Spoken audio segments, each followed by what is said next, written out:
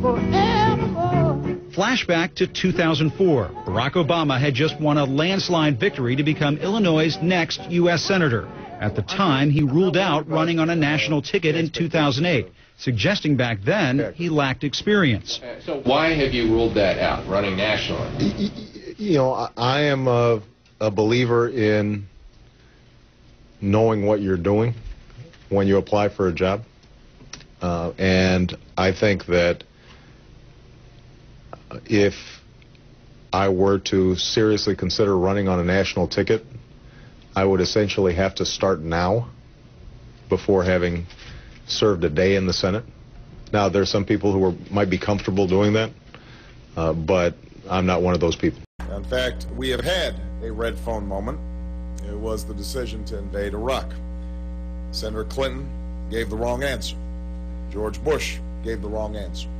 John McCain gave the wrong answer. I stood up and I said that a war in Iraq would be unwise. It would cost us thousands of lives and billions of dollars. I said that it would distract us from the real threat that we face and that we should take the fight to al-Qaeda. News has learned that within the last month, a senior member of the Barack Obama campaign telephoned the Canadian ambassador to the United States, Michael Wilson. In that call, the Obama operative warned the ambassador that NAFTA would become part of the debate in the Democratic primaries and that Obama would take some heavy swings at the trade deal, but told the ambassador, "Don't worry, it's just campaign rhetoric." Spokesman for the Obama campaign did not deny that the contact had been made. But it goes to the question of truthfulness. In other words, did Barack Obama say one thing privately to a foreign government and then say something entirely different to the voters of Ohio and Texas? And it appears that tonight that's exactly what he... That's just how white folks will do you. It wasn't merely the cruelty involved. I was learning that black people could be mean and then some. It was a particular brand of arrogance, an obtuseness in otherwise sane people that brought forth our bitter laughter. It was as if whites didn't know they were being cruel in the first place, or at least thought you deserving of their scorn. Let me tell you something. For the first time in my adult lifetime, I'm really proud of my country. The polls are showing your husband is trailing Hillary 46% to 37% in the African American community. Mm-hmm. What's going on here? First of all, I think that that's not going to hold. I'm completely confident. Black America will wake up. Ray assured me that we would never talk about whites, as whites, in front of whites, without knowing exactly what we were doing, without knowing that there might be a price to pay.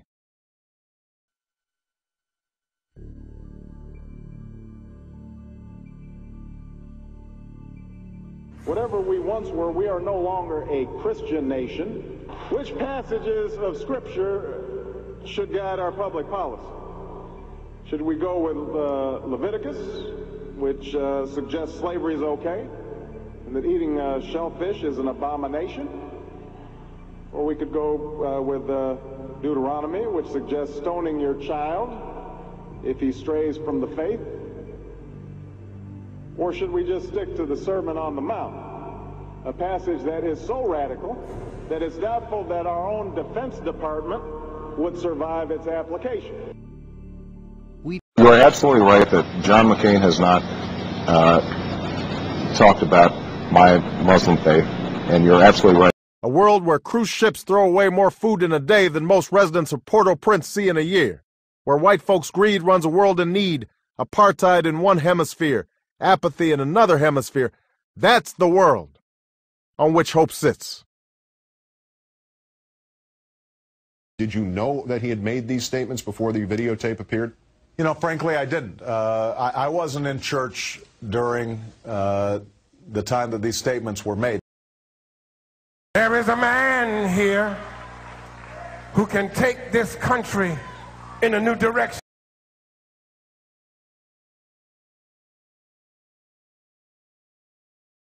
And so it went, a meditation on a fallen world. While the boys next to me doodled on their church bulletin, Reverend Wright spoke of Sharpsville and Hiroshima, the callousness of policymakers in the White House and in the State House. Yes, Shanklin, Pennsylvania happened to us, and so did the Sharpsville massacre happen to us. A government-sponsored religiosity makes you suffer from amnesia.